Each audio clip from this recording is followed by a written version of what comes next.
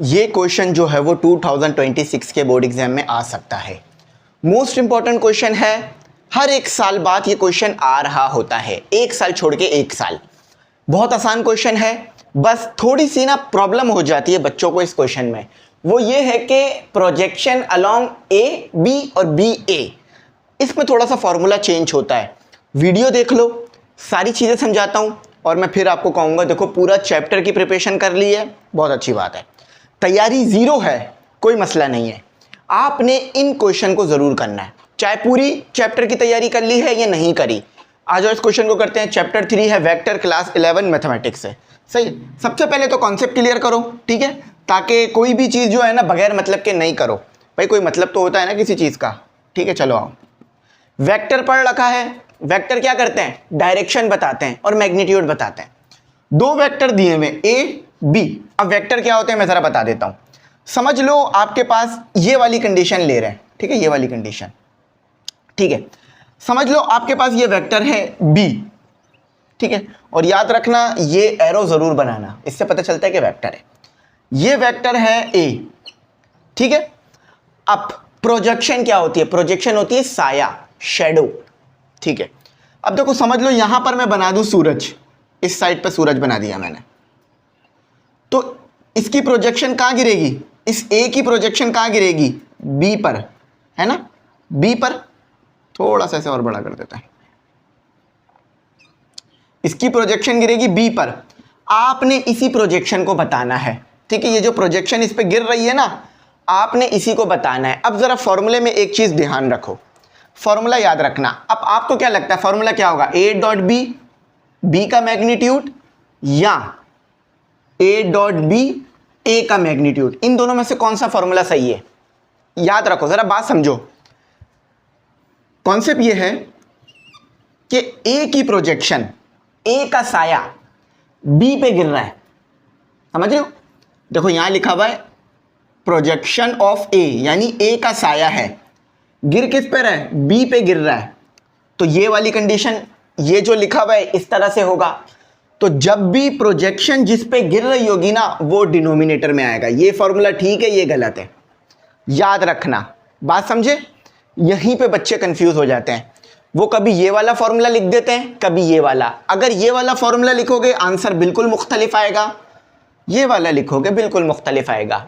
दिमाग में क्या रखना है, दिमाग में ये रखना है कि जिसके ऊपर प्रोजेक्शन गिर रही होगी वो डिनोमिनेटर में आएगा। सवाल में आपसे दोनों तरीके से पूछा जा सकता है। वो ये कह सकते हैं calculate the projection of A along b, या वो ये भी कह सकते हैं बी अलोंग ए। अगर उन्होंने ये कहा ए अलोंग बी तो ये फॉर्मूला ठीक हो गया, मगर अगर उन्होंने ये कह दिया बी अलोंग ए तो ये वाला गलत हो जाएगा, समझे। अब जरा यहां पर लिख लो अपने पास और जिंदगी भर याद रखना, ये वाला कब यूज करोगे, जब प्रोजेक्शन होगी किसकी, ए की, और गिर किस पे रही होगी, अलोंग बी, यानी ए की प्रोजेक्शन बी पे गिर रही होगी तो ये वाला फॉर्मूला। और अगर प्रोजेक्शन होगी बी की, ठीक है, और गिर रही किस पर होगी, एक मिनट, अलोंग ए, तो ये वाला फॉर्मूला यूज करोगे।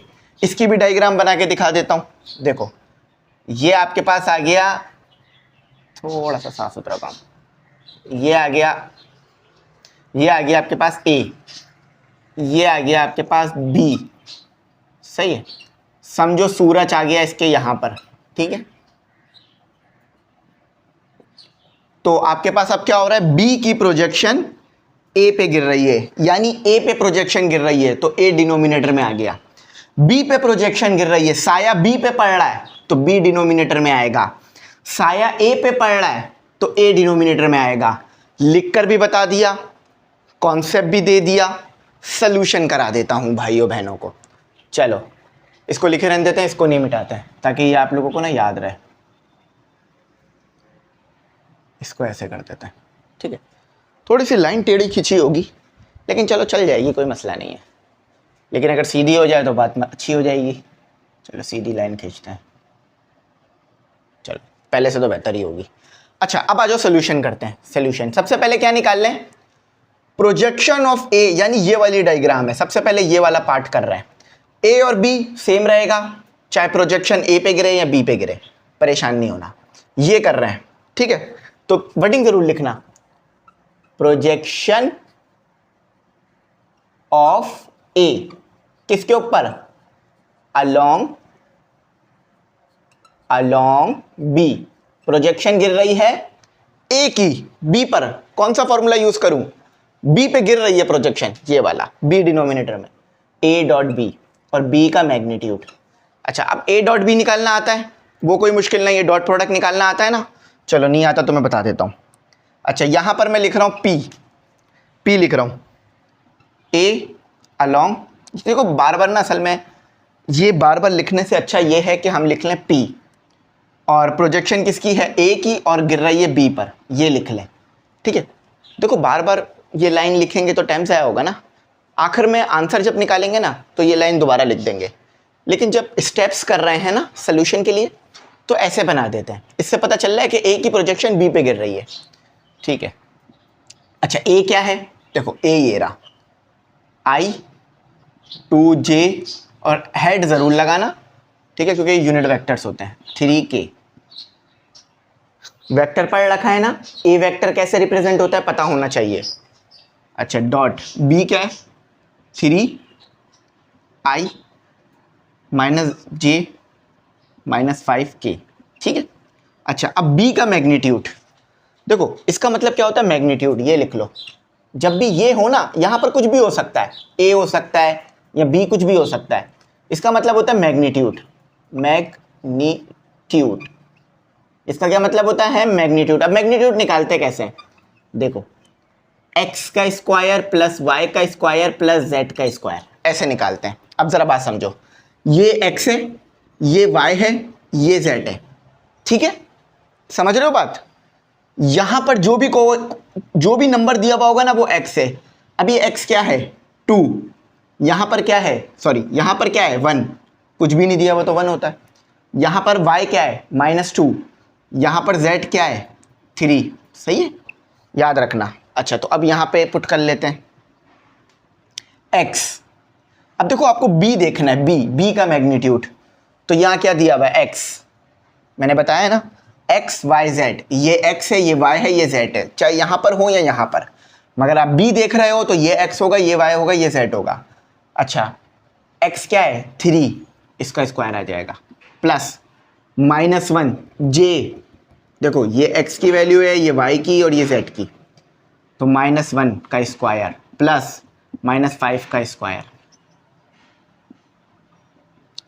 अभी हम प्रोजेक्शन किसकी निकाल रहे हैं, a की प्रोजेक्शन b पे निकाल रहे हैं, ये याद रखना है। अब डॉट प्रोडक्ट लेना आता होगा आपको, i को i से मल्टीप्लाई कराते हैं डॉट प्रोडक्ट में, ये है डॉट प्रोडक्ट, याद रखना डॉट प्रोडक्ट में क्या करते हैं, i को i से मल्टीप्लाई कराते हैं, j को j से मल्टीप्लाई कराते हैं, k को k से मल्टीप्लाई कराते हैं। आ जाओ जरा मल्टीप्लाई कराओ, 1 मल्टीप्लाई बाय 3 तो 3 ही रहेगा, i डॉट i, सही है। j को j से मल्टीप्लाई कराते हैं, minus minus plus 2 multiply by 1 2 होता है, j डॉट j, ये यूनिट वेक्टर भी लगा दो। k को k से मल्टीप्लाई कराते हैं 15, 3 multiply by 5 15, k dot k, और याद रखना इस चीज को हमेशा याद रखना कि i, और ये एमसीक्यूज में पूछा जाता है, i dot i j dot j k dot k equal to 1 होता है, याद रखनी है आप लोगों ने ये बात, यहां भी बना जाएगा, यहां भी बना जाएगा, यहां भी बना जाएगा। अच्छा इसको भी सॉल्व कर लो जरा, लगे हाथ, 9 1 और 25, सही, तो ये मेरे ख्याल से हमारे पास 35 बनेगा, ठीक है।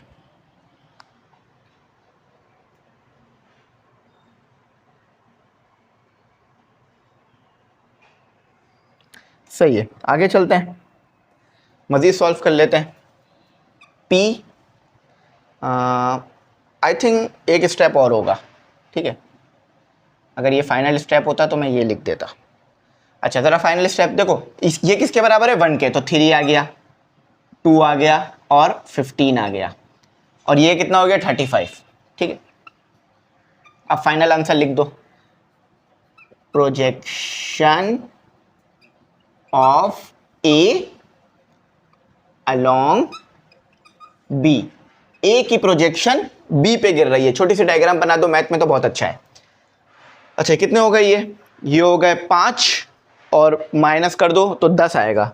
ठीक है, तो -10 डिवाइडेड बाय स्क्वायर रूट 35, ये फाइनल आंसर है। तो जो प्रोजेक्शन की वैल्यू आ रही थी, यानी ये जो एरिया आ रहा था वो ये आ रहा है। ठीक है, सही है। अब तो ये क्या निकाला हमने, projection of A along b. सही है, अब हम निकालते हैं ये। देखो उन्होंने कहा 2 चीज़ें करनी है, एक तो ये वाला स्टेप करना था, हो गया। प्रोजेक्शन ऑफ बी अलोंग ए निकालते हैं, आ जाओ यहाँ पे करते हैं, प्रोजेक्शन ऑफ बी अलोंग ए। अच्छा अभी मैंने आपको बताया था जिस चीज़ के ऊपर प्रोजेक्शन गिर रही होगी, अब ये वाली डायग्राम है, बी की प्रोजेक्शन यानी बी का साया ए पे गिर रहा है, ए चला जाएगा डिनोमिनेटर में।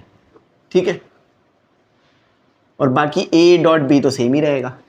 अच्छा देखो पी लिखा है, बी लिखा है और अब ए लिखा है, कोई मुश्किल परेशानी नहीं, ऐसी कोई बात नहीं है। ए क्या है, ए क्या है आपके पास, आई 2j प्लस 3k। ठीक है, dot 3i minus j minus 5k। ठीक है, अब डिनोमिनेटर में क्या आ जाएगा, a का मैग्नीट्यूड, x की वैल्यू क्या है देखो 1। ठीक है, और ये वाली y की वैल्यू है और ये वाली z की वैल्यू है। देखो अभी इन दोनों का डॉट प्रोडक्ट हमने यहाँ निकाला है, देखो इन दोनों का डॉट प्रोडक्ट हमने निकाला है, क्या आंसर आया, ये आंसर आया है। डायरेक्ट लिख दो, चाहो तो डायरेक्ट लिख दो या चाहो तो स्टेप सॉल्व कर लो। इसको और इसको सॉल्व करके हमें क्या मिला था, इसको और इसको सॉल्व करके, देखो सेम चीज़ है ना, ये और ये वहाँ पे यही है, तो क्या मिला हमें, -10 मिला था, -10। अब इसको सॉल्व करो, बस इसको अलग से सॉल्व करो। 1 का स्क्वायर 1, 2, अच्छा इवन है ना पावर, तो ये माइनस खत्म हो जाएगा, प्लस आई थिंक 3 है 9। तो बी की प्रोजेक्शन, फाइनल आंसर लिख लेते हैं, प्रोजेक्शन ऑफ बी अलोंग ए, देखो क्या आ रहा है -10 और यहाँ क्या आ रहा है 14, स्क्वायर रूट 14। अब देखो यहाँ पर अलग आया और वहाँ अलग आया, ऊपर वाली चीज़ सेम रहेगी क्योंकि यहाँ भी ए डॉट बी कर रहे हो, यहाँ भी ए डॉट बी कर रहे हो, उसमें मसला नहीं है, बस डिनोमिनेटर में फ़र्क आएगा। जब साया गिर रहा होगा बी पर तो ये जवाब आएगा, और जब साया गिर रहा होगा ए पर तो ये जवाब आएगा। अगर आपने उल्टा किया तो टीचर आपको 0 भी दे सकता है इस सवाल में, चाहे सारे स्टेप लिखे हुए हों, लेकिन अमूमन 0 देते नहीं हैं। लेकिन अगर आपने उल्टा किया तो वो आपको 2 नंबर देंगे 5 में से, और अगर ठीक कर दोगे तो फिर इंशाल्लाह 5 में से 5। जैसे मैंने किया बिल्कुल वैसे कर दोगे तो इंशाल्लाह अच्छे नंबर आ जाएंगे। मैंने आपको बिल्कुल ऐसे ही कराता हूँ जैसे बोर्ड के एग्जाम में आपने करना है। मैंने कॉन्सेप्ट भी क्लियर कर दिया, सवाल भी करा दिया, पेपर में गलत नहीं करना। ठीक है, यहीं तक रखते हैं। थैंक्स फॉर वॉचिंग, अल्लाह हाफिज़।